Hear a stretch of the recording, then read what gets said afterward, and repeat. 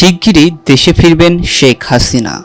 দীর্ঘ ১৫ বছর ক্ষমতায় থাকার পর গত ৫ই আগস্ট ছাত্র ও জনতার রোষের মুখে পদত্যাগ করতে বাধ্য হন প্রধানমন্ত্রী শেখ হাসিনা। এরপর তিনি ভারতের রাজধানী নয়াদিল্লিতে পালিয়ে যান।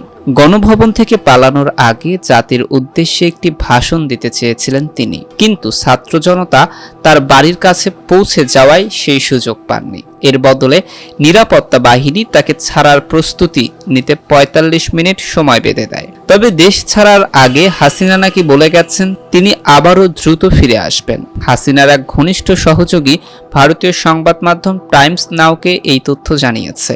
হাসিনা বলেছেন, আশা হারাবেন না, আমি শিগগিরই ফিরে আসব। আমি হেরে গেছি, কিন্তু বাংলাদেশের মানুষ জিতেছে, যাদের জন্য আমার বাবা ও পরিবার নিহত হয়েছে।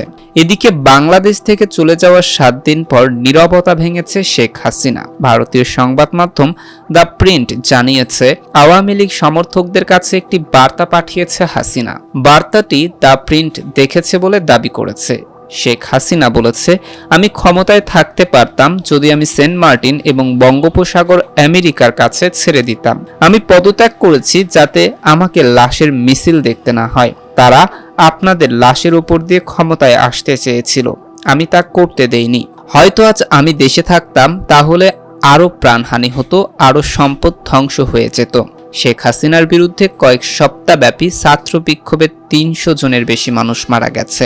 যুক্তরাষ্ট্র, যুক্তরাজ্য, কানাডা এবং অন্যান্য আরও দেশ শিক্ষার্থীদের মৃত্যুর তদন্তের আহ্বান জানিয়েছে।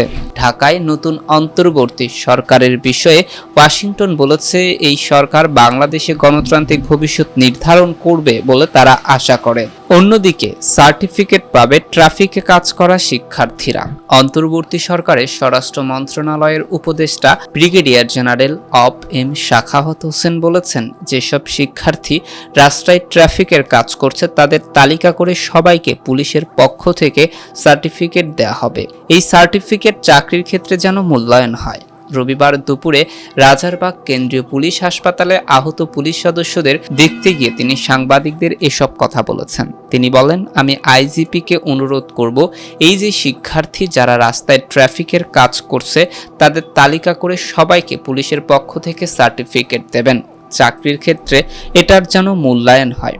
সাখাওয়াত হোসেন বলেন, শিক্ষার্থীরা নিজের টাকা সড়কে কাজ করছে, সড়ক পরিষ্কার করছে, রং কিনে দেওয়াল সুন্দর করেছে। এটা যদি সরকারি প্রজেক্ট হতো তাহলে ৪০০ থেকে ৫০০ কোটি টাকার প্রয়োজন হতো, কিন্তু তারা নিজের টাকায় করছে।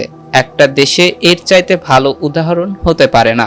শিক্ষার্থীরা আমার গাড়িও ধরেছে উল্লেখ করে তিনি বলেন, আমার গাড়ি থামিয়ে বলেছে পতাকাওয়ালা গাড়ি। তারপর তারা বলছে পতাকা থাক আর যাই থাক, গাড়ি চেক করব। এরপর আমাকে দেখে বলল, না স্যার, আপনি চলে যান। যেটা পুলিশ করতে পারতো না সেটা তারা করেছে। তারা কোনো চাঁদা নেয় না, কোনো দোকানে গিয়েও বলে না খাবার দাও। অন্যদিকে পুলিশকে কাজে ফিরতে বৃহস্পতিবার পর্যন্ত সময় বেঁধে দিয়েছে স্বরাষ্ট্র উপদেষ্টা।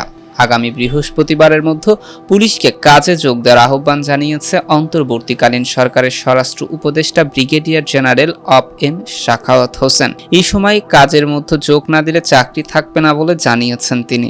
প্রথম কর্মদিবস রোববার দুপুরে স্বরাষ্ট্র মন্ত্রণালয়ে এসে সাংবাদিকদের এ কথা বলেন। এ সময় পুলিশ সদস্যদের উদ্দেশ্যে তিনি বলেন, পুলিশের ফোর্স এখনো জয়েন করেনি, তাদের জন্য শেষ তারিখ হচ্ছে বৃহস্পতিবার। আপনারা যদি বৃহস্পতিবারের মধ্যে কেউ না আসেন, আমরা ধরে নেব আপনারা চাকরিতে আসতে ইচ্ছুক নন। তিনি আরো বলেন, এই বৃহস্পতিবারের মধ্যে যে যার জায়গায় চলে যাবেন, ডিউটিতে থাকবেন। যা হয়ে গেছে অহেতুক কারো গায়ে হাত তুলবেন না। বিচার করার প্রক্রিয়া আমরা করব, বিচার বিভাগ বিচার করবে। যারা দোষী হবেন, বড় দোষী, ছোট দোষী, যেই হোক, তাদের পানিশমেন্ট হবে। ঢালাওভাবে কাউকে দোষারোপ করা যাবে না। এর আগে সহিংসতায় আহত পুলিশ সদস্যদের দেখতে পুলিশ হাসপাতালে যান স্বরাষ্ট্র উপদেষ্টা। এ ব্যাপারে তিনি বলেন, পুলিশের মোরাল অনেক ডাউন, চেষ্টা করছি যাতে পুলিশ ফিরে আসে। পুলিশ ফিরে না আসলে আপনারা দেখছেন যে কি হতে পারে। তিনি আরো বলেন, আপনারা এখন দেখছেন পুলিশ ছাড়া আপনারা নিজেরাই সাফার করছেন। রাতে আমার কাছে টেলিফোন আসে, অমুক জায়গায় ডাকাতি হয়েছে। আমি বলি যে আল্লাহ আল্লাহ করো, আর কিছুই করার নেই। কি করার আছে সেখানে যদি পুলিশ না থাকে?